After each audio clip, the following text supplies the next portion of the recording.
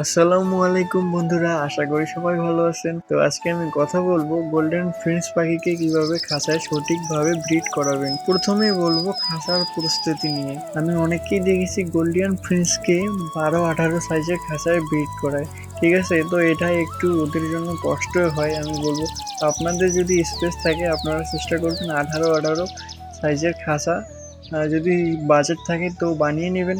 আর যদি না পারেন 18-24 সাইজের খাঁচাও পাওয়া যায়, এটা হলে ওদের জন্য একদম বেস্ট হয়। ঠিক আছে, আর খাঁচার সাইজ যত বড় হবে ওদের শরীরে ফ্যাট হওয়ার সম্ভাবনা তত কমে আসবে। খাঁচা এমন স্থানে রাখুন যে স্থানে আলো আসে এবং বায়ু চলাচল করে, আবার সরাসরি রোদে নয়।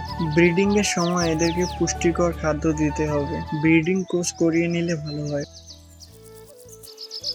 সাধারণত 4টি থেকে 6টি ডিম পারে। 14 থেকে 16 দিনের মধ্যে এদের বাচ্চা ডিম থেকে ফুটে বের হয়। আবার 20 দিনের মাথায় এদের বাচ্চা ঝুড়ি বা ব্রিডিং বক্স যেটা দেন না কেন সেটা থেকে বেরিয়ে আসবে। 3 থেকে 4 সপ্তাহ পর এদের বাচ্চা একদম পুরোপুরি নিজে নিজে খেতে শিখবে। গোল্ডিয়ান ফ্রেঞ্চ পাখি 8 মাসের মধ্যে ফুল অ্যাডাল্ট হয়ে যায়। তবে এদের থেকে সুন্দর ডিম বাচ্চা নিতে হলে এদেরকে 12 মাসের পর ব্রিডিংয়ে বসালে ভালো রেজাল্ট পাওয়া যায়।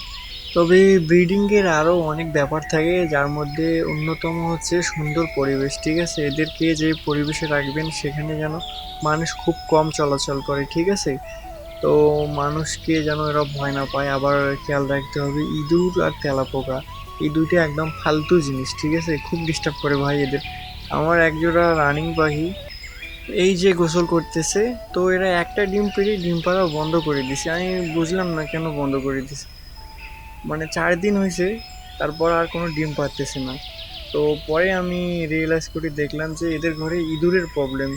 ইঁদুর খুব ডিস্টার্ব করে। ঠিক আছে, এদের খাবার বাটিতে আসে, যার কারণে এরা ভয় পাইছে। তো এই জন্য এরা ডিম পাড়া বন্ধ করে দিছে। এমনটা কিন্তু হয়। 4 দিন হয়ে গেছে, ওরা আবার কবে ডিম পারবে না পারবে। তো ওরা যে একটা ডিম পেড়েছিল, আমার আবার ফোস্টার পেয়ার আছে বেঙ্গলি। তো আমি ওদেরকে দিয়ে ফোস্টার করাই না, বেঙ্গলির বাচ্চা বেঙ্গলি মানুষ করে। তো ওদের যে একটা ডিম ছিল ওটা বেঙ্গলিকে দিয়ে দিছি। তো বন্ধুরা, আজকের জন্য এটুকুই ইনফরমেশন। যদি কারো ভালো লেগে থাকে অবশ্যই কমেন্ট করে জানাবেন।